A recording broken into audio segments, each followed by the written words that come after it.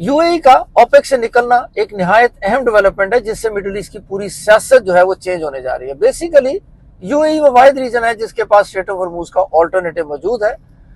UAE के पास अपनी independent oil pipeline है जो उसको गल्फ ऑफ अमान से मिलाती है।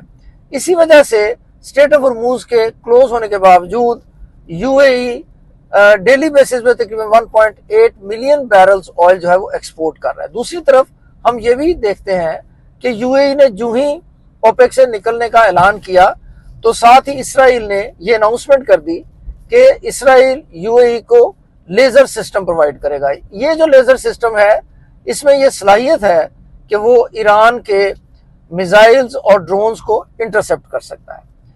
इससे हमें आइडिया होता है कि प्रोबेबली फ्यूचर में यूएई को अमेरिका और इसराइल कोई ऐसा रोल देना चाहते हैं जिससे वो सऊदी अरब की जो ऑयल हेजेमनी है with in the middle east उसको चैलेंज कर सके, और दूसरी तरफ ईरान की जो स्ट्रेटेजिक स्ट्रेंथ है उसको काउंटर करके अमेरिका और इसराइल के मिडिल ईस्ट में जो ऑब्जेक्टिव्स हैं उनको पूरा कर सके।